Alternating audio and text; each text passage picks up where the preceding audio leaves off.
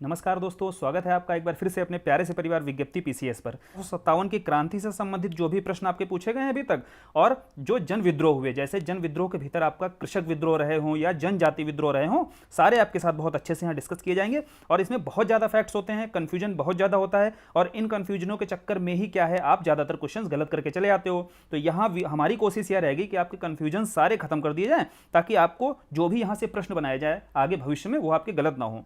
चलिए यह वीडियो शुरू करते हैं हम 57 क्रांति के साथ। यहां जो पहला प्रश्न देखिए दिखाई दिया, जब हमने पीछे के 20 वर्षों के प्रश्न खंगाले तो वहां दिखाई दिया कि क्वेश्चन आया कि मंगल पांडे को फांसी कब दी गई। तो वहां आपको देखो डेट आपको सीधे क्वेश्चंस में ऑप्शन में बना रखा था कि यह डेट दी हुई थी, अप्रैल महीना की दी हुई थी एक डेट, एक मार्च की थी, अप्रैल मार्च है ना, और अलग अलग महीने की जैसे 4 ऑप्शंस दिए थे। अब आप 4 ऑप्शंस में से सही कैसे टिक करोगे? तो मंगल पांडे को देखो, एक कहानी कोई बना लो तो कम से कम आपको महीना तो याद रहे, भले 8 ना याद रहे तारीख, लेकिन अगर आपको अप्रैल महीना याद रहेगा ना तो आप कम से कम उसके नजदीक तो पहुंच जाओगे आंसर के। तो भाई कैसे याद रखोगे? देखो मंगल पांडे ने विद्रोह क्यों किया था आप जानते हो ना, गोली क्यों मारी थी? जो मुख्य तत्कालिक कारण रहा था वो चर्बी वाला कारतूस रहा था। तो चर्बी वाले कारतूस को लेकर के मंगल पांडे की मानसिकता क्या थी कि अंग्रेज हमें मूर्ख बना रहे थे इतने वर्षों से। तो भाई आप बताओ, मूर्ख मूर्ख से आपका कनेक्ट हुआ अप्रैल के महीने में ही आप क्या करते हो, अप्रैल फूल मनाते हो कि नहीं मनाते हो? तो अप्रैल फूल से ही आप कनेक्ट करना है यहां पर कि महीना जो रहा था मंगल पांडे को फांसी देने वाला वह अप्रैल महीना रहा था। तो यहां से आपने कनेक्ट किया कि भाई 8 अप्रैल को 1857 को मंगल पांडे को फांसी दी जाती है। अब फांसी देते ही 1 महीने नहीं गुजरता है तो क्वेश्चन यहां से दूसरा बनाया गया कि भाई मेरठ जो क्रांति की शुरुआत हुई ना वो कहां से हुई? तो यह तो आपको पता ही है कि मेरठ से शुरू हुई, लेकिन डेट यहां पर पूछी गई थी। तो ये कुछ तारीखें आपको बहुत मिनिमम तारीखें बताई जाएंगी, लेकिन बहुत ऐतिहासिक तारीखें रही हैं ना हमारे जो भी इतिहास खंड रहा है। तो यह तारीखें आप कम से कम थोड़ा सा याद कर लेना कि जो 1 महीना भी नहीं बीतता, यानी कि अप्रैल से मई 1 महीना भी नहीं होता है, और 1 महीने के भीतर ही मेरठ से क्रांति की शुरुआत कर दी जाती है। तारीख हालांकि डिसाइड की गई थी 30 के आसपास, 30 मई के आसपास, लेकिन 20 दिन पहले ही क्या किया जाता है, यह क्रांति की शुरुआत कर दी जाती है। तो यह एक कहानी है, लेकिन यहां पर क्या है आपको याद रखिएगा, 57 के विद्रोह के कारण या प्रकृति या सफल रहा असफल रहा, ये चीजें मेंस में पढ़नी होती हैं। प्रीलिम्स में आपको फैक्ट्स तैयार करने होते हैं, और सीधा सीधा फैक्चुअल अगर इंफॉर्मेशन आपसे पूछी जाएगी तो यार कोई कनेक्शन अगर आप फैक्ट्स से नहीं बनाओगे ना तो याद नहीं रख पाओगे लंबे समय तक, और सस्टेन रखना है ना इनको, तो आपको कोई ना कोई तरीका ऐसे बनाने पड़ेंगे। वही कोशिश यहां पर की जा रही है। तीसरा देखो जो प्रश्न बनाया गया कि जब 57 का विद्रोह हो जाता है, भारी मात्रा में अंग्रेजों को भी क्षति होती है और रियासतों को भी होती है, तो उसके बाद एक कमीशन का गठन किया गया। क्वेश्चन पूछा गया कि 57 के मामले जो हुए इनकी जांच के लिए अंग्रेजों के द्वारा किस कमीशन का गठन किया गया? तो आपका वहां पर आंसर था पील कमीशन। तो देखो यहां पर एक तरीका बता दे रहा हूं याद रखने का, पील कमीशन कैसे याद रखोगे। देखो यार घरों पर क्या होता है, हमारे उधर बोला जाता है ना कि हम खेलते थे कूदते थे ज्यादा, तो घरों पर हम शैतानी करते थे, तो हमारी पिलाई होती थी कि नहीं होती थी? तो पिलाई से आप याद रखिएगा कि अंग्रेजों ने भी यही सोचा कि हमारी दोबारा पिलाई ना हो, इसलिए हम पील कमीशन बना देते हैं, है ना। तो केवल आप याद करने के लिए आपको बताया जा रहा है कि पील कमीशन, आप भविष्य में याद रखोगे कि पील कमीशन क्या है, अंग्रेजों ने बचने के लिए ही दोबारा बनाया कि क्रांतिकारियों से दोबारा उनकी पिटाई इस तरीके से ना हो। चलिए ये हो गया जो मिनिमम जो फैक्ट्स आपके पूछे गए थे यहाँ से। उसके बाद देखिए किस तरीके से क्वेश्चंस बनाए जाते हैं। यहाँ से क्वेश्चन जो बनते हैं वह क्षेत्र और उन क्षेत्रों से संबंधित क्रांतिकारी कौन कौन से रहे, यानी कि लीडरशिप कौन किसके हाथों में थी, फिर अंग्रेजों को लेकर के बोला जाता है कि दमन किनके द्वारा किया गया, है ना। 3 तरीके से क्वेश्चन बनाए जाते हैं, क्षेत्र और क्षेत्रों में क्रांतिकारी कौन थे और उन क्रांतिकारियों का दमन किसके द्वारा किया गया। यही 3 आप देख लेना, और ये जो सारे आपके क्षेत्र बताए जा रहे हैं ना, इनसे बाहर क्वेश्चंस नहीं आएगा, और सारे देखो अभी आपको साथ के साथ याद भी कराए जाएंगे। कैसे याद कराए जाएंगे देखो एक एक करके पहले हम देख लेते हैं। दिल्ली का क्षेत्र जो हम आएंगे तो दिल्ली के क्षेत्र में देखेंगे हम जो उत्तर मुगल काल देखा था, अंतिम मुगल शासक हमने वहां बहादुर शाह जफर को देखा था, बैठ के वहां पर कविताएं कर रहा होता था, है ना, जफर टाइटल के साथ।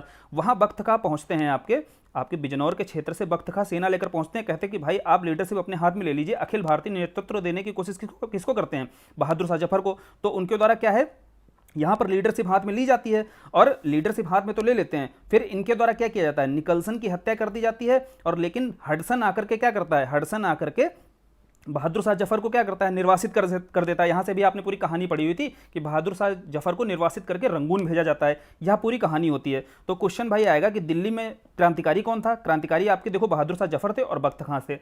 और शासक पूछा जाएगा तो शासक क्या है, जब इन्होंने अपने हाथों में लीडरशिप ली दोनों ने, तो निकल मतलब कौन निकल लिया, हत्या किसकी हो गई, निकल लिया। और निकल लिया तो उसका बदला लेने उसका सन आएगा, तो निकल लिया निकलसन, उसका सन आया मतलब हडसन। तो यहां से देखो कनेक्ट हो गया आपका दिल्ली के शासक।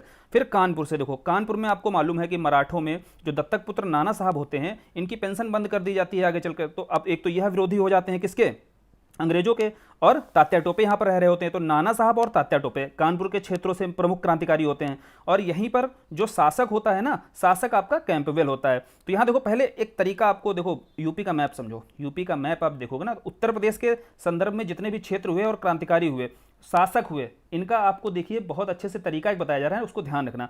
जो आपका यह पश्चिमी क्षेत्र है ना, पश्चिमी क्षेत्र में देखो यहाँ पर उत्तर प्रदेश के आपके क्षेत्र में एक क्षेत्र आएगा बरेली, है ना, और दिल्ली का जो क्षेत्र होगा, यहाँ जो अंग्रेज होगा ना, अंग्रेज होगा यहाँ पर हडसन। दूसरा एक देखो जो झांसी का क्षेत्र है ना, यहाँ पर होगा आपका ह्यूरोज। मैप में आपको देखो समझा रहा हूँ, थोड़ा समझो पहले यहाँ पर। फिर लखनऊ और कानपुर का जो क्षेत्र है ना, या लखनऊ कानपुर के क्षेत्र में आपका कैंपबेल नजर आएगा, जो दमन किया जाएगा, जो अंग्रेज होगा लखनऊ कानपुर के क्षेत्र में कैंपबेल नजर आएगा। और वहीं आपका इलाहाबाद का क्षेत्र जो है ना, ये आपका इलाहाबाद और फैजाबाद का जो क्षेत्र है, यहाँ पर आपका कर्नल नील नजर आएगा। तो यह मैप में आप इस तरीके से आप मैपिंग कर लोगे ना, मैपिंग से आप कनेक्ट करोगे। फिर कनेक्ट करने के लिए और दूसरा तरीका बताता हूँ कि आप यूपी को बांट लेना पश्चिम और पूर्वी यूपी में। जो पश्चिम क्षेत्र है वहाँ पर हडसन, एच नाम, एच कनेक्ट करना कि जितने भी आपके अंग्रेज हुए वो एच नाम के थे। और पूर्वी यूपी में जो आपके अंग्रेज नजर आएंगे वो के नाम से आएंगे। तो भाई आप देखो, आप जो दिल्ली के क्षेत्र है ना, ये हरियाणा के नज़दीक है ना, तो आप एच से ऐसे भी कनेक्ट करना कि पश्चिमी वाला एच के कनेक्ट है, एच से कनेक्ट होगा। यहाँ पर हडसन एच से दिखाई देगा और झांसी में आपका एच से हीरोज दिखाई देगा। वैसे ही जब आप पूर्वी यूपी के क्षेत्र में देखोगे तो यहाँ लखनऊ कानपुर के क्षेत्र में आपका कैंपबेल दिखाई देगा, और के से ही आपका दूसरा इलाहाबाद वाले क्षेत्र में, फैजाबाद के क्षेत्र में कर्नल नील दिखाई देगा।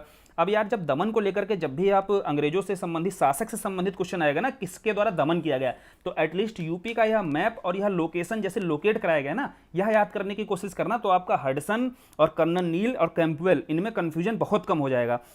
आप समझते हैं एक एक को। देखो लखनऊ को जब हम समझेंगे तो यहाँ हम समझ जाएंगे कि लखनऊ में आपका जो क्रांतिकारी था वो कौन था, हजरत महल थी। और हजरत महल के साथ देखो लॉरेंस की क्या होती है, हत्या हो जाती है। लॉरेंस जब हत्या हो जाती है, इनकी मार दिए जाते हैं, तो कैंपबेल यहाँ पहुंचते हैं। देखो लखनऊ कानपुर के क्षेत्र में बताया था, के नाम आपको याद रखना है, तो लखनऊ कानपुर के क्षेत्र में कैंपबेल नजर आएंगे। अब झांसी में होता क्या है, लक्ष्मीबाई थोड़ी ना याद कराना पड़ेगा यार आपको कि झांसी में क्रांतिकारी लक्ष्मीबाई थी, सब जानते हैं। यहाँ पे केवल आप शासक वर्ग में कंफ्यूज हो सकते हो कि किसके द्वारा यहाँ पर दमन किया गया, लक्ष्मीबाई की एक तरीके से हत्या किसके द्वारा की जाती है, ह्यूरोज के द्वारा। अब ह्यूरोज को कैसे कनेक्ट करोगे, झांसी में आपको लक्ष्मीबाई से संबंधित एक स्टेटमेंट याद होगा कि वह अकेली ही जो है मर्द नजर आती है, जो क्रांतिकारियों के बीच खड़ी नजर आती है ना, अकेली महिला थी जो एक मर्द के रूप में लड़ती रही है, बोला गया ना। तो बेसिकली झांसी की रानी को हीरो की तरह प्रस्तुत किया था। हीरो की तरह प्रस्तुत किया था किसने, ह्यूरोज ने। तो हीरो से आपने कनेक्ट किया ह्यूरोज को। तो यहां देखो झांसी का जो शासक है वह कंफर्म हो जाएगा, याद हो जाएगा। इलाहाबाद देखो, इलाहाबाद में देखो, इलाहाबाद और फैजाबाद के क्षेत्र आपको यूपी की लोकेशन से बता दिया गया है कि यहां पर के नाम से आपको कनेक्ट करना है। लखनऊ कानपुर में आपको के नाम से कैंपबेल को कनेक्ट करना है, और इलाहाबाद और फैजाबाद में आपको के नाम से कर्नल नील को कनेक्ट करना है। और इलाहाबाद में देखो आपसे पूछा जाए कि क्रांतिकारी कौन था, भाई इलाही जो होता है, आप किसको बोलते हो, अली को बोलते हो कि नहीं। अली और इलाही दोनों अल्लाह के स्वरूप हैं। तो इलाही और अली, अली से आपका हो गया लियाकत अली, और इलाही से हो गया आपका इलाहाबाद, ये भी हो गया देखो याद आपको।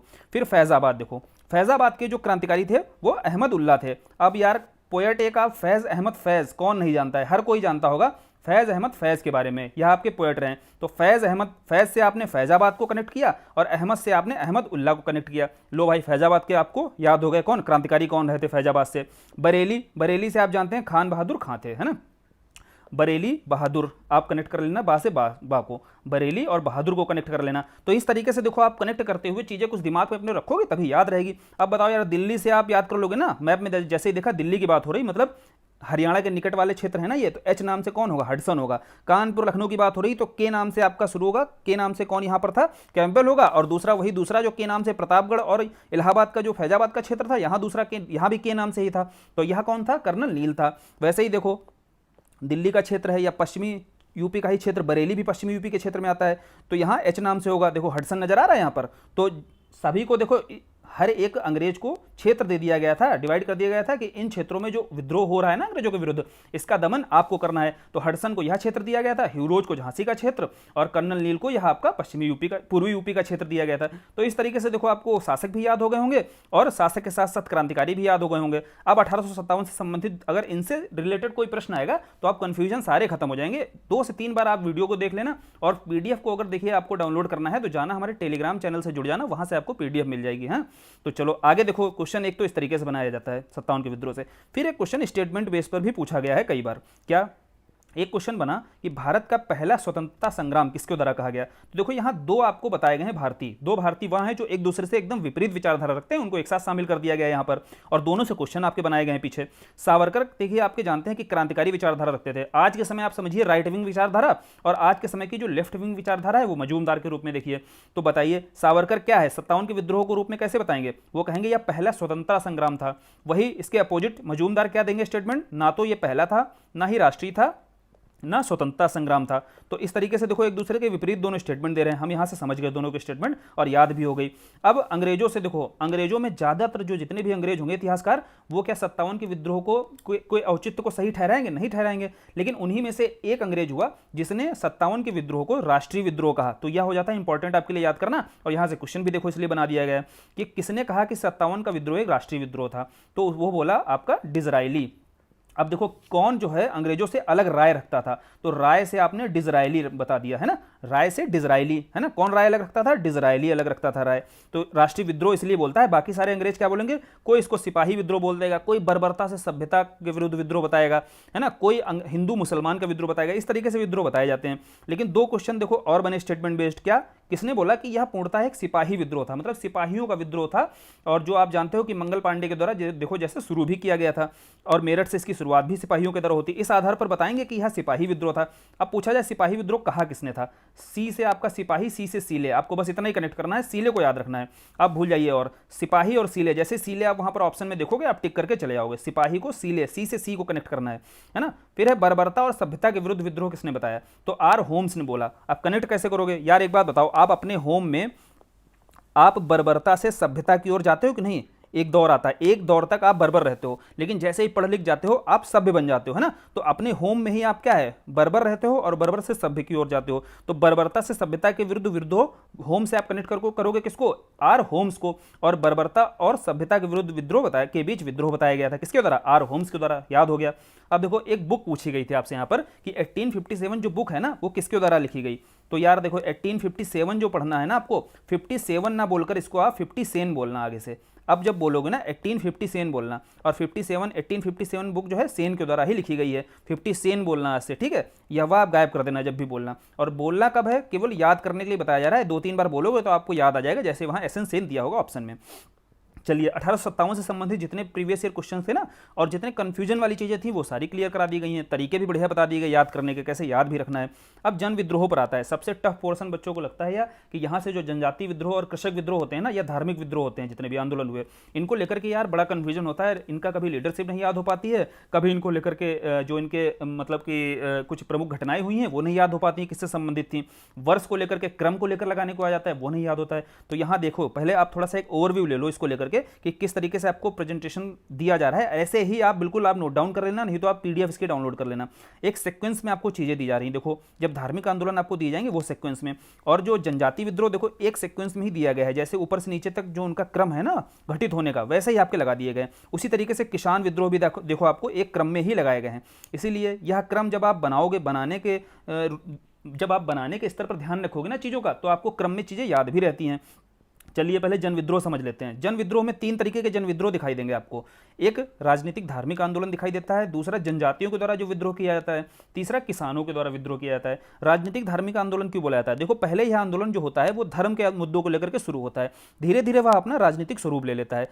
तो इस तरीके के जो आंदोलन है वह आपके राजनीतिक धार्मिक आंदोलन दिखाई देंगे। फिर दूसरा जनजातियों के द्वारा जो विद्रोह किया जाएगा ना शोषणकारी नीतियों के विरुद्ध अंग्रेजों की, वो जनजातीय विद्रोह। किसान विद्रोह देखो 2 रूपों में दिखाई देगा। शुरुआती जो किसान विद्रोह होता है वह जो जमींदार वर्ग के विरुद्ध ही दिखाई देगा। धीरे धीरे जब किसान समझेंगे ना कि हमारा वास्तविक रूप से शोषण कौन कर रहा है, अंग्रेज कर रहे हैं, फिर यह जब संगठित होंगे किसान तो फिर यह अंग्रेजों के विरुद्ध खड़े हो जाएंगे।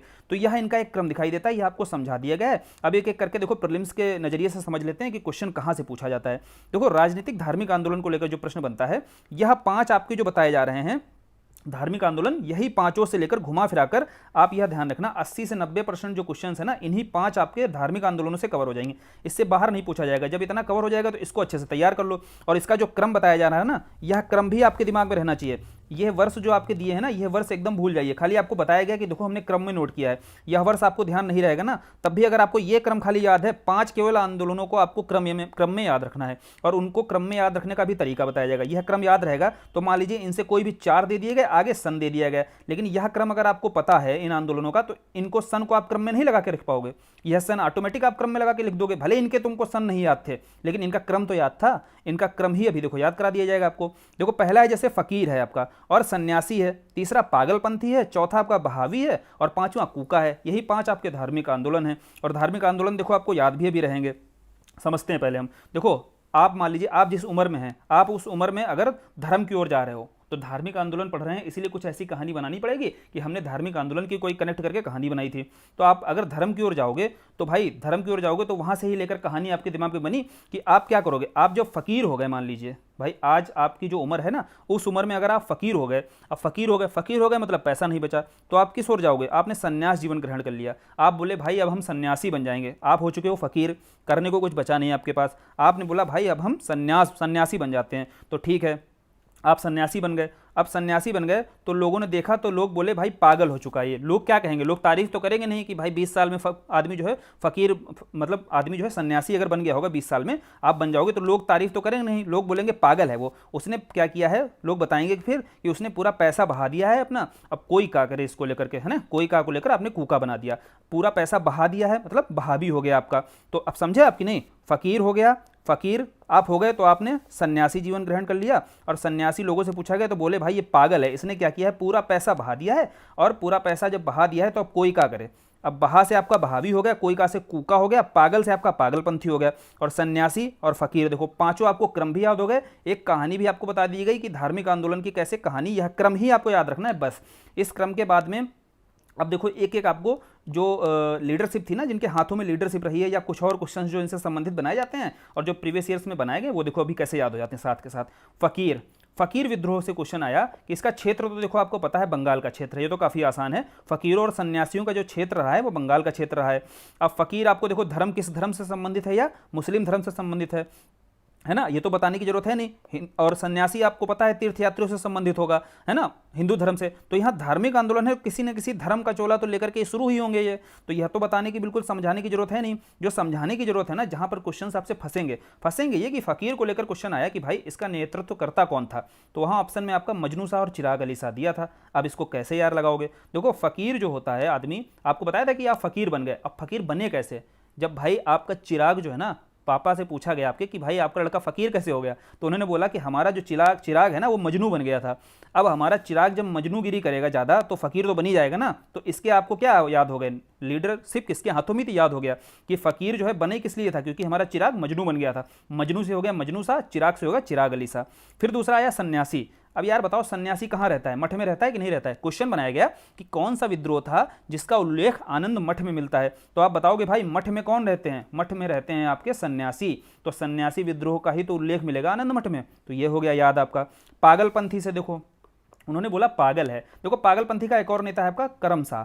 तो पागलपंथी से एक थोड़ा याद कराने के लिए बता रहा हूं कि टीपू, जैसे ही आप टीपू वहां देखोगे ना तो आप बताओगे भाई टीपू की कहानी आपने पढ़ी, मैसूर युद्ध जब पढ़ा तो वहां इतना तो जानते ही हो ना कि टीपू के द्वारा क्या हो रहा था। आंग्ल मैसूर जब युद्ध चल रहा था तो टीपू ने फ्रांस के जैकोबियन क्लब की सदस्यता ग्रहण कर ली थी। तो लोगों ने बोला ये पागल हो चुका है, युद्ध हो रहा है इसके मैसूर में और सदस्यता ग्रहण कर रहा है कहाँ की, फ्रांस की। तो उसने बोला भाई पागल, लोगों ने कहा ये पागल हो चुका है, ऐसे कर्म कर रहा है। अब टीपू ऐसे कर्म कर रहा था, टीपू और करम शाह ये हो गए आपके पागलपंथी के कौन, नेता, है ना। तो ये पागलपंथी के नेता आपको याद हो गए। बहावी के देखो बहुत आसान है। बहावी के देखिए बहाव ही थे, अब्दुल बहाव ही थे इसके नेता। लेकिन क्वेश्चन जानते हैं यहां से नहीं बनाया, क्वेश्चन बनाया गया आपके प्रीवियस ईयर में कि भारत में बहावी आंदोलन का प्रचार प्रसार करने वाला नेता आपका कौन था, मतलब बहावी आंदोलन को भारत में प्रचार प्रसार किसने किया था। इस्लामिक सुधारवादी आंदोलन था ये बहावी आंदोलन, जानते होगे आप। और बहावी का भारत में किसने प्रचार प्रसार किया था, तो आप बताओगे कि वह थे सैयद अहमद बरेलवी। बरेलवी कैसे याद रखोगे, भारत में देखो कोई जिला है आपका बरेली, बरेली से ही आप कनेक्ट करोगे अहमद बरेलवी को, है ना। तो बरेलवी आपको बरेली से कनेक्ट कर लिया कि भाई बरेली आपका कहां पर है, भारत में है। और भारत में ही इसीलिए सैयद अहमद बरेलवी के द्वारा प्रचार प्रसार किया गया, सब किसका, बहावी का। तो यह भी आपको याद हो गया। अब कूका देखो, कूका से आप याद करोगे भगत और राम को। जब राम और उनके भगत दोनों ही साथ खड़े होंगे तो कोई का कर सकता है। कोई का हमने बनाया था आगे कि कोई का करे, तो भगवान राम और उनके भगत दोनों ही खड़े हो जाएं एक साथ तो कोई का कर सकता है, कुछ नहीं कर सकता है ना। तो कूका के आपके कौन हो गए लीडर? भगत जवाहर महल हो गए और राम सिंह हो गए। लो, सारे आपको लीडर भी याद हो गए होंगे और सारे आपको देखो जगह तो आपको याद ही है। कूका क्या है? सिखों का था धार्मिक सुधार आंदोलन, तो पंजाब रहा होगा। और बहावी आप जानते हो कि ये पाकिस्तान वाला पंजाब, उसके बाद भारत में बंगाल का क्षेत्र रहा था, है ना। पागलपंथी देखो कहां पर था? पागलपंथी आपका उत्तर पूर्व के क्षेत्र में था। तो यह कुछ धार्मिक आंदोलन थे। धार्मिक आंदोलन आपको यहां से एकदम याद हो गए होंगे, कंठस्थ हो गए होंगे सारे। आप कंफ्यूजन खत्म हो जाएगा आपका, जो भी धार्मिक आंदोलन आप करोगे जब मिलाने को आएगा करके देख लेना आप क्वेश्चन सब। अब जनजातियों को लेकर देखो विद्रोह, जनजातियों को लेकर के देखो कुछ विद्रोह हैं आपके जो बताए जा रहे हैं, या बहुत ध्यान से सुनना और सारे देखो आपको याद हो जाएंगे। कैसे? पहले देखो कुछ आपको यहाँ पर सन याद करा दिए जाएंगे, और सन ऐसा नहीं कि एकदम एग्जैक्ट याद कराने की कोशिश की जा रही है, यहाँ आपको सन के नज़दीक रखने की कोशिश की जाएगी कि कोई कहानी बना करके आप कम से कम उसका सन अगर मिलाने को आता है ना, 4 विद्रोह दिए होंगे, आगे सन दिए होंगे, और उन विद्रोहों से सन मिलाने को आ जाए तो कम से कम एक कहानी के माध्यम से उसके नज़दीक रह सको, ताकि आंसर आप सही टिक करके आओ। देखो अहोम विद्रोह है आपका, इसको आपको याद कर लेना है, 1828 का था, है ना। अहोम छोड़िए, अहोम के बाद में आपको खांसी देखो याद कराया जाएगा। 30 साल तक की आपको कभी खांसी आती है तो आप ऐसे याद करोगे 1830-33 या ऐसे ही इसके आसपास ही क्या सन रहा होगा, खांसी का रहा होगा। तो खांसी आपने याद किया कि भाई खांसी 30 तक क्या आती है? नॉर्मली नहीं आती है। 30 के बाद ही क्या होता है? खांसी जैसी चीज़ें और बीमारियां लगनी शुरू हो जाती हैं। तो खांसी से आपने याद किया कि 1830 के बाद का विद्रोह था ये। संथाल देखो, थाल आपको यहाँ से थाल से कनेक्ट करना है। कैसे? अंग्रेजों की थाल जो थी ना, वो कहाँ संकट में आ गई थी? कब? 57 के विद्रोह के समय। तो उसी के आसपास तारीख रही थी। ये संथाल जो था ना, 1 वर्ष पहले था संथाल विद्रोह जो हुआ था, है ना। 57 के आसपास आपने कनेक्ट किया, इसका वर्ष आसपास घटनाओं से कनेक्ट करने की कोशिश की जा रही है। अब मुंडा से कनेक्ट करना है ना, तो ऐसे कनेक्ट करना कि नई सदी नया मुंडा। अब नई सदी, तो नई सदी देखो 19वीं सदी से हम 20वीं सदी में जा रहे हैं। तो 20वीं सदी मतलब कहां पर है? 1899 1900 की बात की जा रही है। तो यहीं पर आपका मुंडा विद्रोह नजर आएगा। तो इसका सन हो गया याद, देखो नई सदी नए मुंडा। तो नई सदी आपकी 19वीं सदी से 20वीं सदी, यानी कि 20वीं सदी जो है लग रही थी, वहीं पर आपका मुंडा विद्रोह दिखाई देगा। तो इसका देखो सन याद हो गया होगा आपको। ताना भगत देखो, आपको ताने मिलने कब से शुरू होते हैं? 14 से 20 साल जो एज होती है ना आपकी, इसी समय आपको ताने मिलने सबसे ज़्यादा आपको ताने मिलते हैं, क्योंकि इसी समय आप ऐसी एज पर होते हैं। तो 1914 से 1920 इसका दौर रहा होता है ताना भगत का। अब यार रंपा विद्रोह देखो, रंपा का सन बता दे रहा हूँ, 1922 रहा। अब रंपा विद्रोह के बारे में अगर इतना बताऊं कि रंपा जो RRR मूवी आपने देखी थी ना, RRR, इसी विद्रोह पर आधारित थी। इसी विद्रोह के बारे में उसमें चर्चा की गई है, या पूरी मूवी बनी हुई है आपकी रंपा विद्रोह पर। अब RRR जो है रिलीज कब हुई? 2022 में। तो 22 में रिलीज हुई ना ये, तो इसीलिए इसका सन क्या है? 1922 याद हो गया। देखो अब 1922 किसका है? रंपा विद्रोह का सन है। तो सन लगभग आपको याद हो गए, लगभग घटनाओं के आसपास से आपको सन से कनेक्ट करके यह अब तरीके जब बनाकर दिमाग में आप जाओगे ना, एग्जाम में बैठोगे, तो लगभग आसपास की चीजें आपको याद आएंगी ना। जब जैसे वीडियो आप कई बार देख लोगे या कई बार रिवाइज कर लोगे इन तरीकों से, तो फिर आपको एग्जाम में बैठते ही तरीके याद आ जाएंगे, वहां से आप गलत नहीं करोगे। अब देखो एक एक चीज समझ लेते हैं यहाँ पर। अहोम विद्रोह जैसे आता है, अहोम विद्रोह का क्षेत्र आप जानते हो असम, है ना। आ से अहोम हो गया, आ से असम हो गया। अब असम से असम नहीं पढ़ना है आपको, औसम पढ़ना है। हर किसी को वर्ग कैसा चाहिए होता है? औसम चाहिए होता है। तो भैया अहोम विद्रोह के जो आपके नेता थे ना, वो कौन थे? गोमधर कुंवर। वर से आपने कनेक्ट किया किसको? कुंवर को। तो ये हो गए आपके नेता याद, किसके? अहोम के। और इसमें होता क्या है? उसमें होता क्या है, ये आगे की देखो कुछ चीजें बताई जा रही हैं जिनसे लेकर क्वेश्चन भी बने हैं और आपको याद भी रहेगा। अहोम का क्षेत्र, असम का क्षेत्र आप जानते हो कि पूर्वी जो पूर्वांचल, सॉरी इसका नॉर्थ ईस्ट का जो क्षेत्र होता है, यहाँ पर जब अंग्रेजों के द्वारा या कंपनी के द्वारा जब बर्मा के साथ युद्ध किया जाता है ना, कुछ क्षेत्र असम के लोगों का ले लिया जाता है ना, जनजातियों का। असम की जनजातियों को वह क्षेत्र युद्ध के बाद भी वापस नहीं किया जाता है। तो फिर यहाँ पर अहोम विद्रोह देखने को मिलता है। यह थी कहानी पूरी। और कहानी आपसे नहीं पूछी जाएगी, क्वेश्चन आता है कि इसके लीडर को लेकर के, तो असम कुंवर, है ना। हर एक को आसम वर चाहिए, तो इसलिए आपको कुंवर यहां से याद हो गया। खांसी देखो, खांसी के लीडर पूछे जाते हैं। खांसी के लीडर बहुत आसान है याद रखना। जब भाई आपको खांसी आने लगे ज्यादा, तो समझ जाना आपकी तीरथ की उम्र हो गई है ना। आपकी तीरथ की उम्र हो गई है, तीरथ कर लेनी चाहिए, निपटने वाले हो आप। तो खांसी से आपको तीरथ कर लेना चाहिए जब खांसी ज़्यादा आती है। तो खांसी से आपने तीरथ सिंह याद कर लिया। और खांसी कहाँ की जनजाति? गारो, खासी, जयंतिया मेघालय की जनजाति है ना। तो ये क्षेत्र तो आपको बताना है ही नहीं, ये तो ऐसे ही आप मिला दोगे। संथाल देखो आ गए। संथाल आप जानते हो जनजातियां बिहार और उड़ीसा के क्षेत्र में पाई जाती हैं।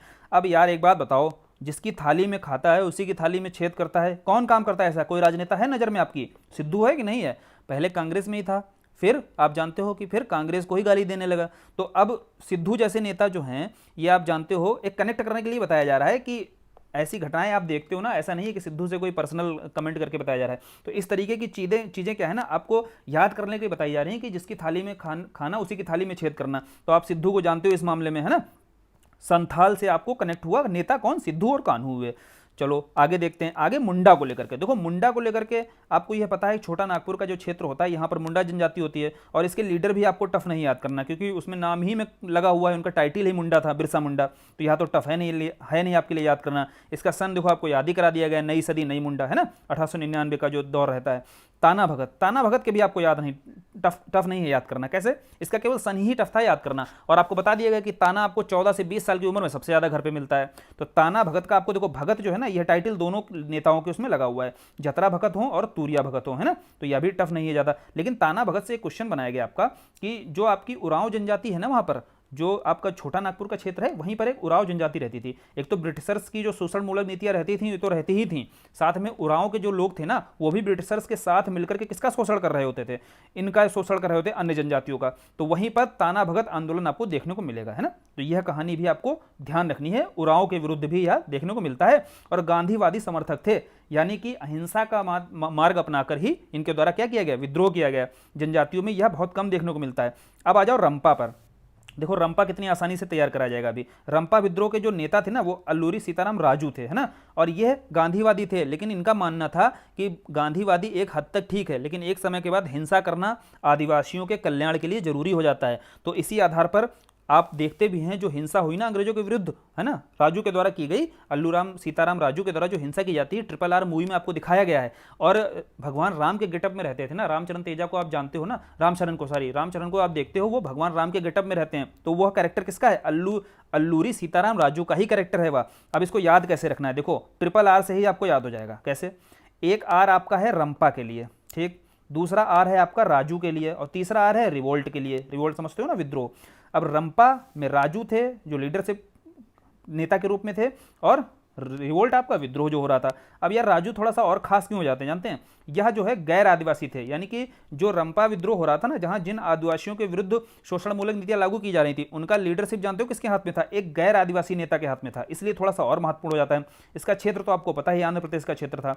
तो राजू आपके गैर आदिवासी थे, याद रखना है। और RRR से आपको रंपा के लीडर आपको याद हो जाएंगे। तो ये देखो आपके जनजाति विद्रोह से संबंधित जितने प्रश्न आए सारे याद हो गए होंगे, और सबके नेता ना तो आप कंफ्यूज हो गए, और सनों को लेकर के भी आपको एक कनेक्टिविटी ऐसी बना दी गई है कि आप उसके आसपास तो रहोगे ही। अब तीसरा सबसे इंपॉर्टेंट है किसान विद्रोह। देखो यार, किसान विद्रोह से खूब क्वेश्चन बनते हैं, और किसान विद्रोह को लेकर के एक एक करके हम देखो विद्रोह को समझते हैं, और उसके जो नेता हैं वो समझने की कोशिश करेंगे, या उससे संबंधित जो प्रश्न आए हैं वो भी समझने की साथ साथ कोशिश कर लेंगे। तो सबसे पहले देखो हम देखते हैं नील विद्रोह। अभी क्या होता है आपका समझना, आप साथ साथ पैरेलल में कुछ घटनाएं समझने की कोशिश करा करो। कैसे, देखो 57 का विद्रोह भी खत्म ही हुआ होता है कि आपका नील विद्रोह देखने को किसानों के द्वारा मिल जाएगा। होता क्या है नील विद्रोह, आप जानते हो कि यूरोपीय जो मार्केट होता है वहां पर भारतीय नील की मांग बहुत ज्यादा होती है, यानी कि कपड़ों पर जो नील की जरूरत होती है ना, वो भारतीय नील की मांग बहुत ज्यादा होती है। तो बंगाल के जो किसान होते हैं ना, यहाँ पर जबरन उनसे नील उगाही की बात की जाती है, और इसी को लेकर के जब यहाँ के किसान मना करेंगे ना कि हम नील की उगाही जबरन नहीं करेंगे, तो वही विद्रोह के रूप में दिखाई देगा आपका कौन सा, नील विद्रोह। अब नील विद्रोह होता क्या है, यह क्वेश्चन आया आपका कि नील विद्रोह जो है किस प्रथा के विरुद्ध था, तो ददनी प्रथा के विरुद्ध था। सबसे पहले इसके लीडर को लेकर क्वेश्चन बना कि नील विद्रोह का जो नेता कौन थे। नेता आपके थे दिगंबर विश्वास, विष्णु विश्वास। कैसे याद रखोगे, नील को लेकर के यूरोपियों के मन में भारतीय नील को लेकर के विश्वास बहुत अधिक था कि नहीं था, बताया भी कहानी पूरी। तो नील को लेकर के अगर विश्वास बहुत ज्यादा था, तो नेता यहां से आपके याद हो गए विश्वास से ही आपको दिगंबर विश्वास, और विश्वास से ही आपके विष्णु विश्वास, दोनों हो गए नेता याद आपके। अब थोड़ा इनसे देखो जो क्वेश्चन बनाए गए नील विद्रोह से लेकर के, एक क्वेश्चन बना कि ददनी प्रथा के विरुद्ध यह विद्रोह नील विद्रोह था। ददनी प्रथा होता क्या था, आज के समय में आप कॉन्ट्रैक्ट फार्मिंग समझते हो, तो कॉन्ट्रैक्ट फार्मिंग जो होती है ना आज के समय में, वही होता था कि पहले से क्या होता था, एक राशि दे दी जाती थी, मान लीजिए व्यापारी वर्ग के द्वारा या अंग्रेजों के द्वारा, कि आप इतनी नील की खेती उगा कर दोगे, हम आपको पहले से ही पेमेंट कर देंगे। तो वही थी ददनी प्रथा। लेकिन यहां पर बहुत मिनिमम राशि दी जाती थी, बहुत न्यूनतम राशि देकर ज्यादा से ज्यादा शोषण किया जाता था, इसीलिए ददनी प्रथा का विरोध किया जाएगा यहां किसानों के द्वारा। दूसरा क्या है, फिर इसके बाद में भाई नील आयोग गठित किया जाएगा। नील आयोग जो गठित किया जाएगा, अध्यक्षता पूछा जाए किसके द्वारा, सीटोनकर के द्वारा। आप समझो कि सीट जो है कार की, ये समझना, ऐसे बताया जा रहा है कि नील का प्रयोग करते हुए अपनी सीट कार की भी, जिसके द्वारा अपनी सीट मतलब कार की सीट में भी नील का प्रयोग किया जाएगा, उसी को अध्यक्ष बनाया जाएगा। तो नील आयोग का अध्यक्ष कौन, सीटोनकर, याद हो गया, सीटोनकर इसके अध्यक्ष बनाए जाएंगे। और यार नील दर्पण जो लिखी जाएगी, जो पुस्तक होगी नील दर्पण में, किसका सीधी सी बात है उल्लेख किसका होगा, नील विद्रोह का होगा। तो यही कुछ क्वेश्चन है जो आपके नील विद्रोह से बनाए गए अभी तक। चलिए अब देखो कनेक्ट हो गया होगा यहाँ से। पावना विद्रोह के बारे में कहानी अगर आपको पता है ना, तो पावना विद्रोह बहुत आसान हो जाता है। 1873 की बात होती है जब पावना क्या होता है, यहाँ पर किसानों के द्वारा क्या किया जाता है, शुरुआती स्तर के विद्रोह हैं ये आपके 19वीं सदी के जो विद्रोह है ना, यहाँ पर ज्यादातर किसान क्या करेंगे, जमींदारों का विरोध करते हुए नजर आएंगे। यहाँ वो वास्तविक अपने जो शोषण होते हैं ना, शोषण कर रहे होते हैं जो उनको समझ नहीं पाते हैं। यहाँ किसानों का स्टेटमेंट आता है कि हम केवल महारानी और महारानी के रैयत के रूप में रहना चाहते हैं, यानी कि हम महारानी को तो अधीनता स्वीकार करते हैं लेकिन जमींदार हमारा शोषण कर रहे हैं, ऐसा वो समझेंगे। तो पावन राय रखते हैं किसके प्रति, महारानी के विरुद्ध। अब समझो, महारानियों के प्रति मतलब ब्रिटिशर्स के प्रति पावन राय रखते हैं। कौन, पावना विद्रोह वाले। हो गया याद, राय से हो गया ईशान चंद्र राय और पावन से हो गया पावना राय। अब देखो इनमें होता क्या, ये कानून के दायरे में रहकर, क्योंकि भाई ब्रिटिशर्स की तो बात मान रहे होते हैं, जमींदार वो सोचते हैं कि उनका जो शोषण किया जा रहा है जमींदारों के द्वारा किया जा रहा है, तो इसीलिए इनकी विशेषता नजर आएगी, कानून के दायरे में रहकर ये विरोध करते हैं। कौन, पावना विद्रोह के किसान। तीसरा देखो दक्कन उपद्रव। दक्कन उपद्रव की कहानी समझ लोगे ना तो बहुत आसान हो जाएगा। 1875 की बात होती है, वहां पर दक्कन दंगे दिखाई देते हैं। क्यों, देखो दक्कन में क्या होता है, आप जानते हो काली मृदा है ना, जो महाराष्ट्र का क्षेत्र है, यहाँ पर काली मिट्टी तो कपास के लिए बहुत उपयुक्त होती है। जब ब्रिटिशर्स को क्या होता है, चाइना के मार्केट से कपास मिलना बंद हो जाएगा, चीन की बाजारों से या अन्य बाजारों से जहाँ से कपास का आयात करते हैं, जब नहीं हो पाएगा तो दक्कन से वह दबाव बनाएंगे किसानों से कि आपको हम बढ़िया मूल्य देंगे, आप कपास की खेती करो। तो यहाँ के किसान क्या करेंगे, खाद्यान्न को छोड़कर कपास की खेती करने लगेंगे। लेकिन जैसे ही आप समझना वहाँ पर चीन वगैरह से जैसे उनको कपास की आपूर्ति होने लगेगी, तो दक्कन के क्षेत्रों से कहेंगे अब उनकी मांग घट जाएगी। भाई दक्कन के क्षेत्र में आप जानते हो, महाराष्ट्र के क्षेत्र में यहाँ पर किसान क्या कर रहा होता है, कपास उगाने लगता है। अब इसने कपास तो उगा लिया लेकिन इसकी मांग तो होगी नहीं, जब मार्केट में ब्रिटिशर्स के द्वारा एकाएक क्या किया जाएगा, मांग घटा दी जाएगी। तो यहाँ खाद्यान्न वो पहले से ही बंद कर चुके हैं, कपास में उनको मूल्य मिला नहीं, तो यहाँ के लोगों को क्या है, अकाल की स्थिति आएगी, भूखे मरने लगेंगे। ना तो उनको पैसा मिलेगा, और पैसा जब कम मिलेगा साथ साथ खाद्यान्न भी खत्म कर दिया था उन्होंने। खाद्यान्न की जगह क्या उगाने लगे थे, गैर खाद्यान्न फसल, कपास तो खाएंगे नहीं वो। तो इस आधार पर ही वहाँ दंगे दिखाई देंगे। दंगों को ही बोला जाता है दक्कन उपद्रव, है ना। और इन दक्कन उपद्रव का क्षेत्र आपको पता ही है, महाराष्ट्र का क्षेत्र है। इसके लीडर को लेकर के आता है ना क्वेश्चन, तो लीडर पूछा गया कि इसके लीडरशिप किसके हाथ में थी, बाबा साहब देशमुख। अब बताओ यार, महाराष्ट्र का मुख्यमंत्री आप नहीं जानते हो, रितेश देशमुख के पिता थे कि नहीं थे, तो देशमुख टाइटल देखते ही बता दोगे इसके लीडर कौन थे, बाबा साहब देशमुख थे। तो यहां से देखो आपको दक्कन उपद्रव से संबंधित क्वेश्चन समझ में आ गया। इसके बाद फिर 4 सालों बाद किसानों के, अंग्रेजों के द्वारा दक्कन कृषक राहत अधिनियम पारित करना पड़ा और किसानों को राहत देनी पड़ी, है ना। 1879 में दक्कन कृषक राहत अधिनियम पारित हुआ। तो आप पूरी कहानी समझ गए और सारा किसान विद्रोह यहाँ पर दक्कन संबंधी समझ में आ गया होगा। फिर यहाँ चंपारण, देखो गांधी जी जैसे ही राजनीति में सक्रिय होते हैं भारतीय राजनीति में, तो यहाँ से कुछ विद्रोह देखो, किसान विद्रोह यहाँ से अब हम पढ़ने जा रहे हैं। चंपारण जब पढ़ेंगे तो क्षेत्र आपको पता है कि बिहार का, जब रामचंद्र शुक्ल गांधी जी को लेकर जाते हैं तो चंपारण के क्षेत्र में आप जानते हो वहां पर चंपारण विद्रोह होता है। यहाँ नेता पूछा जाता है कि कौन कौन नेता शामिल था, तो गांधी जी भी थे यहाँ पर एक्टिव थे, राजेंद्र प्रसाद भी, भाई उनकी तो जन्मभूमि है राजेंद्र प्रसाद की, और जेबी कृपलानी भी। 3 नेता ये शामिल होते हैं गांधी जी के साथ। याद कैसे रखोगे, देखो चंपारण है ना, चंपा के साथ चंपारण में या चंपा के रण में, कुछ भी ऐसे याद कर लो। चंपा के साथ गांधी जी जब रण में उतरते हैं तो गांधी जी प्रसाद लेकर जाते हैं, और गांधी जी जब प्रसाद लेकर जाएंगे तो सब पर कृपा होगी, है ना, और होती भी है सब पर कृपा। जैसे गांधी जी पहुंचते हैं प्रसाद लेकर के, तो गांधी से आपका हो गया, गांधी जी नेता याद हो गए, प्रसाद से आपके राजेंद्र प्रसाद हो गए, और सब पर कृपा, कृपा से हो गए कृपलानी। तीनों नेता आपको देखो याद हो गए। तीनों नेता का पूछ लेता है कि कौन सा शामिल नहीं था चंपारण में, तो यह 3 नेता तो आपको पता होंगे, तो कम से कम आप ऑप्शंस में एलिमिनेट तो कर ही दोगे ना यहाँ से। अब चंपारण में ही 3 कठिया पद्धति चल रही होती है। 3 कठिया पद्धति होती क्या है, 3 कठिया पद्धति कुछ नहीं होती है, आपको 20 में से 3 भाग पर नील की खेती करनी होती है, जबरन एक तरीके से कराई जाती है। तो इसका ही विरोध किया जाता है। गांधी जी यहाँ अनशन पर बैठते हैं और सफलतापूर्वक क्या करते हैं, अंग्रेजों से अपनी मांग मनवा भी लेते हैं। तो यहीं से गांधी जी क्या होते हैं, चैंपियन के रूप में नजर आएंगे राजनीति में। यहीं से शुरू होती है उनकी भारतीय राजनीति की शुरुआत, चंपारण से ही देखने को मिलती है। अब यहीं से खुश होकर के रविन्द्रनाथ टैगोर के द्वारा क्वेश्चन पूछा गया कि भाई रविन्द्रनाथ टैगोर के द्वारा इनको महात्मा की उपाधि कहां से दी गई, तो यही चंपारण में जब पहली बार गांधी जी ने अपनी मांगे मनवाई थी ना और तरीके देखे थे, इन्हीं से खुश होकर रविन्द्रनाथ टैगोर ने इनको महात्मा की उपाधि दी थी। तो चंपारण से देखो इतने क्वेश्चन आपसे बनाए गए अभी तक। खेड़ा से लेकर के देखो क्या क्वेश्चन बना, खेड़ा से लेकर के क्वेश्चन बना।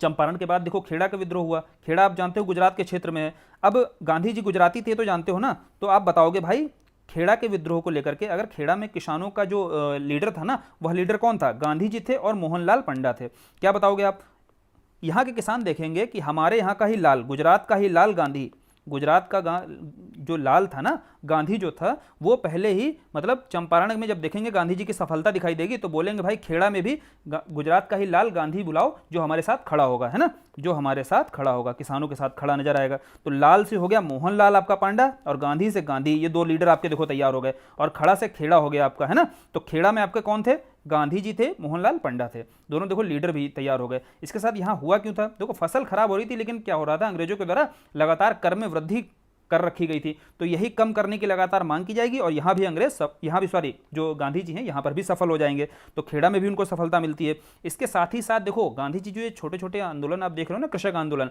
इनमें सफलता ही गांधी जी की क्या हो रही है, एक अखिल भारतीय नेता के रूप में छवि भी बना रही है। तो ध्यान रखना आगे जो हम जितने भी अभी असहयोग आंदोलन, सविनय अवज्ञा देखेंगे ना, तो इन आंदोलनों ने महत्वपूर्ण भूमिका निभाई है गांधी जी की छवि को एक सकारात्मक रूप से बनाने में।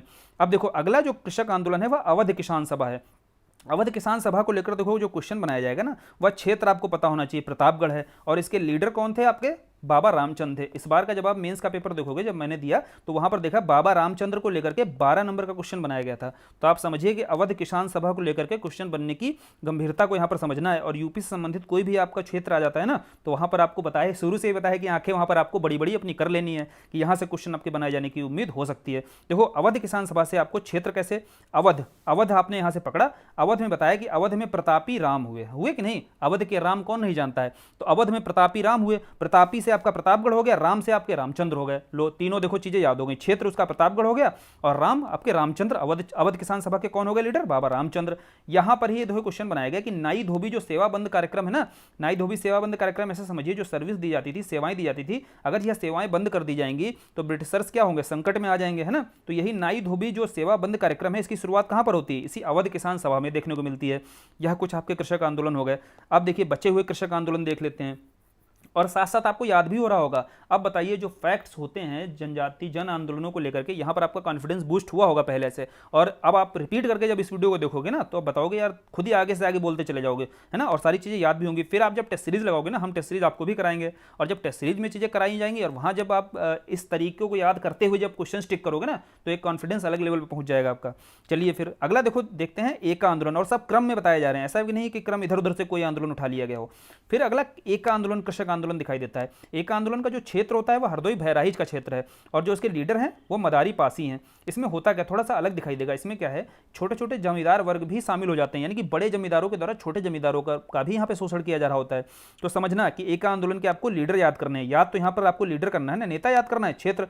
अब एका आपको एका से एक निकालना है। जब आप बताइए जब आप छोटे छोटे थे तो आपके क्षेत्र में, आपके एरिया में कोई एक मदारी आ जाता था तो हर कोई, आपको पता है ना कि हर कोई क्या हो जाता था, हर कोई बहरा हो जाता था, मतलब घर से चिल्लाया जाता था, बुलाया जाता था। लेकिन आप मदारी कोई तमाशा दिखा रहा होता था तो आप तमाशा देने घर से क्या घर आते थे, नहीं आते थे। तो आप बताओगे भाई एक मदारी जब आपके यहाँ पर आ जाता था तो हर कोई बहरा, हर से आपका हरदोई और बहरा से आपका बहराइच क्षेत्र हो गया पूरा। याद देखो एक मदारी है ना, एक से आपका एका और मदारी से आपका लीडर हो गया मदारी पासी, और हर कोई बहरा, हर से हो गया हरदोई, बहरा से बहराइच, ये हो गया क्षेत्र। तो एका आंदोलन अब हो गया होगा आपको क्लियर। देखो मोपला विद्रोह, मोपला देखो कितना आसान है, भी याद करा दिया जाएगा। मोपला होता कब है, 1921 में यह मोपला विद्रोह देखने को मिलेगा। इसको कोशिश क्या की गई अंग्रेजों के द्वारा, इसको सांप्रदायिक रंग दिया गया। क्यों, बोला गया कि भाई यहाँ पर जो किसान वर्ग था ना वो किसान वर्ग हिंदू था और जो जमींदार वर्ग था ना वो मुस्लिम था, तो इसको अंग्रेज रंग देंगे कि हिंदू मुस्लिम का विद्रोह। जबकि बेसिकली जैसे और जगहों पर जमींदारों के द्वारा जो किसानों का शोषण किया जा रहा होता है ना, उसी तरीके से यहाँ भी जमींदारों के द्वारा मोपला में भी किसानों का शोषण ही हो रहा होता है, लेकिन हिंदू मुस्लिम का जबरदस्ती इसको रंग देने की कोशिश की जाएगी। तो क्वेश्चन देखो आपको समझना है कि मोपला कहाँ पर है, मालाबार क्षेत्र में है ना, केरल का जो मालाबार क्षेत्र है ना, यहाँ पर आपका मोपला विद्रोह देखने को मिलेगा। लेकिन यहाँ इसके लीडरशिप को लेकर के क्वेश्चन आ जाती है। मोपला को लेकर के कहानी पूरी बता दी गई कि सांप्रदायिक रंग पूछा जाता है, किस विद्रोह को, कृषक विद्रोह को सांप्रदायिक रंग देने की बात की गई। तो मोपला बता दोगे तो ये तो आसान भी होती हैं चीज़ें थोड़ी। अब मोपला को लीडरशिप को लेकर के क्वेश्चन आएगा ना, तो एक बात बताइए आप एक आतंकवादी का नाम आपने बंबई में जो विस्फोट हुए उनमें वहां पर आपने एक आतंकवादी का नाम सुना होगा, कौन, याकूब हसन, हर कोई जानता होगा। याकूब हसन नहीं, याकूब मेनन है ना, याकूब मेनन को हर कोई जानता होगा कि बम विस्फोट में इसका नाम आया, इस आतंकवादी को। अब आतंकवादी की बात हो रही तो हिंदू मुस्लिम आप यहाँ से कनेक्ट करना किस कृषक विद्रोह को हिंदू मुस्लिम में बदलने की कोशिश की गई थी, तो उसी में ही आपको एक आतंकवादी टेररिस्ट के बारे में समझना है ना, क्योंकि हिंदू मुस्लिम वहाँ पर भी बहुत ज़्यादा किया जाता है। तो जैसे अब याकूब मेनन के बारे में समझोगे तो इसके लीडर आपको याद हो जाएंगे। याकूब से लीडर आप बताना भाई याकूब हसन, और मेनन से आप देखोगे गोपाल मेनन, यही दोनों इसके लीडर थे। याकूब हसन का हमने याकूब ले लिया, गोपाल मेनन का मेनन ले लिया, और याकूब मेनन हमने मोपला से कनेक्ट किया कि मोपला को ही क्या है सांप्रदायिक रंग देने की बात हो रही थी, तो इसके लीडर हो गए आपको याद याकूब हसन गोपाल मेनन। देखो कितना आसान है याद करना, कोई कहानी इस तरीके की बताओगे ना जब आप दिमाग में अपने, तभी सेट हो जाएंगी चीज़ें। फिर बारदौली, बारदौली हर कोई जानता है 1928 का, देखो यह कृषक विद्रोह होता है, गुजरात का ही क्षेत्र होता है बारदौली का। सभी को पता होता है कि सरदार वल्लभ भाई पटेल वहाँ कृषकों के लिए लड़ रहे होते हैं ना, और यहाँ पर गांधी जी भी आगे शामिल हो जाते हैं। यहाँ से एक क्वेश्चन बनाया जाता है, बहुत सामान्य सा क्वेश्चन बनता है कि सरदार वल्लभ भाई पटेल को यहाँ पर ही सरदार की उपाधि दी जाती है यहाँ की महिलाओं के द्वारा। होता क्या है, यहाँ पर भू राजस्व जो है लगान 22% निर्धारित की गई होती है, जबकि बेसिकली यहाँ उपज के अनुसार यह लगान बहुत ज़्यादा होती है। तो किसान यहाँ लगातार मांग कर रहे होते हैं कि भाई हमारी लगान घटाओ यार, इतनी लगान हम नहीं दे पाएंगे। तो इसी के लिए, इन्हीं हितों के लिए ही वल्लभ भाई पटेल यहाँ किसानों के साथ खड़े होते हैं, और यहीं गांधी जी भी आ जाते हैं साथ में। अब वहाँ पर फिर उसके बाद में एक कमेटी बनाई जाती है, जब लगातार विरोध किया जाएगा कृषकों के द्वारा, और लीडरशिप भी वहाँ पर शामिल हो जाएगी, है ना, लीडर्स बड़े बड़े लीडर यहाँ पर शामिल होने लगेंगे। तो फिर किसान अंग्रेजों के द्वारा एक कमेटी बनाई जाएगी, उस कमेटी की अध्यक्षता, क्वेश्चन यहाँ से बनता है बारदौली को लेकर के जो क्वेश्चन बनाए जाते हैं लीडरशिप को लेकर, आसान क्वेश्चन होते हैं, कर देते हैं। लेकिन यहाँ जो कमेटी बनाएगी ना, उस कमेटी का नाम होता है मैक्सवेल ब्रूमफील्ड, और उसके द्वारा 22% से घटा करके भू राजस्व की दर कितनी कर दी जाती है, 6%। तो देखो याद कैसे रखोगे आप, मैक्सवेल जो है ना आपका, मैक्सवेल जब फील्ड पर आता है तो क्या मारता है, छक्के मारता है कि नहीं मारता है। तो जैसे ही आप बताओगे भाई मैक्सवेल जैसे ही फील्ड पर आएगा 6 मारेगा, तो मैक्सवेल जो ब्रूमफील्ड है उसकी अध्यक्षता में समिति बनी, तो उसने कितनी कर दी, भू राजस्व जो दर है 6% कर दी, 6.03%। नहीं याद रखना 0 और 3, मान लो 6% हमें लगभग याद रखना है, तो ऑप्शन में ये थोड़ी ना दिया होगा 6.13, सीधे 6% ही दिया होगा। तो आपने मैक्सवेल फील्ड पर आते ही 6 मारता है, आपने 6% याद कर लिया यहाँ से। चलो देखो यह याद हो गई, और आपको अध्यक्षता किसने की थी अब भी याद हो जाएगा आपको, है ना, बारदौली से आप इतना कनेक्ट कर लोगे कि भू राजस्व घटाई गई थी। चलो अखिल भारतीय किसान सभा, देखो यहाँ से क्वेश्चन क्यों बनेगा, क्योंकि इसकी जो पहली बैठक हुई कहाँ हुई, यूपी में। एग्जाम कौन सा दे रहे हो आप, आरओ का या यूपी पीसीएस का, कोई भी एग्जाम दे रहे हो, तो भैया इसकी पहली बैठक जब लखनऊ में होती है, और लखनऊ में आपको याद रखना है कि इसके अध्यक्ष कौन थे, इसके अध्यक्ष थे सहजानंद सरस्वती। कैसे याद रखोगे, जो अखिल भारतीय किसान सभा होती है ना वो लखनऊ में होती है, और लखनऊ वालों का जो मिजाज है ना बहुत सहज होता है ना, जानते हो ना, बहुत सहज होता है मिजाज। तो सहज से आपने कनेक्ट किया किसको, सहजानंद सरस्वती को। तो लो याद हो गया भाई, सहज से सहजानंद सरस्वती। और सचिव के स्तर पर बताओगे कि तभी क्या है, वहाँ की दुनिया बहुत रंगीन रहेगी, जब मिजाज बहुत सहज रहेगा तभी रंगीन होगी, एक दूसरे में रंग क्या होंगे, घुले मिले नजर आएंगे, है ना, तभी आप सचिव बता दोगे, रंग से रंगीन से रंगा। सचिव कौन थे, रंगा थे आपके। अध्यक्ष कौन था, अध्यक्ष थे आपके सहजानंद सरस्वती। सहज से आपने सहजानंद बना दिया। तो पहले अध्यक्ष से ही क्वेश्चन बनता है और पहली बैठक से क्वेश्चन बनता है। कभी कभी महासचिव भी, एक बार महासचिव भी पूछ लिया गया था, तो आपको याद रखना है महासचिव इसके एनजी रंगा थे। चलिए तेभागा बचा अगला आंदोलन। देखो तेभागा जो है ना, ये अब देखिए स्वतंत्र होने वाले हैं, वहां पर कुछ आंदोलन हुए, कृषक आंदोलन, वो देख लेते हैं। तेभागा जो है ना, नाम ही रखा है तिभागा, तिभागा मतलब 3 भागा। तो बेसिकली यहाँ से पूछा क्या जाए, क्वेश्चन क्या पूछा गया, इसके लीडर को लेकर क्वेश्चन नहीं आया, भूल जाइए आप, है ना। क्षेत्र इसका देखो बंगाल था। तिभागा, तिभागा मतलब है कि अब हम पहले मान लीजिए हम 1/2 भाग, जैसे 100 किलो मान लीजिए हम गेहूं उपजाते हैं, और किसान कह रहा था 100 किलो में से हमें आधा भाग, 1/2 भाग देना पड़ता था। लेकिन तिभागा से मतलब तिभागा से हम मांग है कि 3 भाग देंगे हम, मतलब 1/3 भाग देंगे। तो यही बेसिकली मांग थी इसकी कि हम लगान कितना देंगे, या लगान हमें मान लीजिए देना है या कुछ भाग देना है ना। जो लगान वसूली होती थी, यह 3 भाग लीजिए हमसे, 1/2 भाग मत लीजिए। तो यही मांग रखी गई थी किस आंदोलन में, तिभागा आंदोलन में। तो 1/2 से 1/3 भाग, तिभागा नाम ही है। अब तेलंगाना विद्रोह, देखो तेलंगाना विद्रोह से समझना आप, तेलंगाना विद्रोह क्षेत्र इसका तेलंगाना, ये तो हर कोई बता देगा। इसको जाना किस रूप में जाना जाता है, भारतीय इतिहास का सबसे लंबा छापामार युद्ध के रूप में जाना जाता है। स्वतंत्रता के बाद, स्वतंत्रता के पहले से यह छापामार युद्ध चला है, और आप यहां समझिए कि स्वतंत्रता के बाद तक चलता रहा। कौन सा, तेलंगाना विद्रोह। इसीलिए इसको सबसे लंबा भारत के इतिहास का छापामार युद्ध है ना, यहाँ ध्यान रखना आप, क्वेश्चन पूछा गया था भारत के इतिहास का सबसे लंबा छापामार युद्ध कौन है, तेलंगाना है। तो अब इसके देखो लीडर आपको याद कराए दे रहे हैं यहाँ पर। आप एक बात बताइए, आप तेलंगाना को तेल लगाना समझिए, है ना, तेल आप लगाते हो बालों में, तेल आप बालों में किस लिए लगाते हो, सुंदर दिखने के लिए लगाते हो कि नहीं लगाते हो। तो सुंदर दिखने के लिए जब आपको तेल लगाना है, तो तेल लगाना सुंदर, सुंदर से आपने कनेक्ट किया किसको, सुंदरैया को। लो याद हो गया भाई, इसके लीडर सुंदरैया आपके किसके थे, तेलंगाना विद्रोह के। तो सारे देखो लीडर याद हो गए। अब एक बात याद बताओ, आप इससे पहले जब आप विद्रोह वगैरह पढ़े थे, जन विद्रोह पढ़े थे, किसान या जनजाति, तब कॉन्फिडेंस कैसा था, और इस वीडियो करने के, यह वीडियो करने के बाद आपको कॉन्फिडेंस कैसा है। अगर कॉन्फिडेंस अच्छा है तो वीडियो लाइक करना, है ना, बढ़ा है अगर आपका, और आप लग रहा है कि आप क्वेश्चन सही कर लोगे इस क्षेत्र से, है ना। अब प्रीवियस ईयर ईयर्स से लेकर अगर रिपीट होते हैं क्वेश्चंस या घुमा फिराकर कैसे भी क्वेश्चन मिलाने को आ जाए, क्रम लगाने को आ जाए, लीडर को लेकर आ जाए, क्षेत्र को लेकर आ जाए, अब नहीं गलत होगा यहाँ से जो आपको तरीके बता दिए गए हैं। तो अगर वीडियो यहाँ पर देखो पसंद आ रहा है तो यार शेयर करो यार ज़्यादा से ज़्यादा, है ना, ताकि ज़्यादा से ज़्यादा लोगों का भला हो सके। और अच्छे से अगर आपको रिवाइज करना है और पीडीएफ चाहिए इसकी ना, तो हमारे टेलीग्राम चैनल पर जुड़ जाना और वहाँ से आपको पीडीएफ मिल जाएगी इसकी। और इसी तरीके से और आगे भी आपके आधुनिक भारत के और वीडियोस आते रहेंगे, सारे पीवाईक्यूज कंप्लीट कराए जाएंगे, केवल इतिहास के ही नहीं सारे सब्जेक्ट्स के। यहाँ भरोसा बनाकर रखना और बहुत जल्दी 15 से 20 दिन आपको बताया गया ना, उतने दिनों में आपके कंप्लीट करा दिए जाएंगे। डेली आपको वीडियोस मिलते रहेंगे। चलिए आज के लिए धन्यवाद।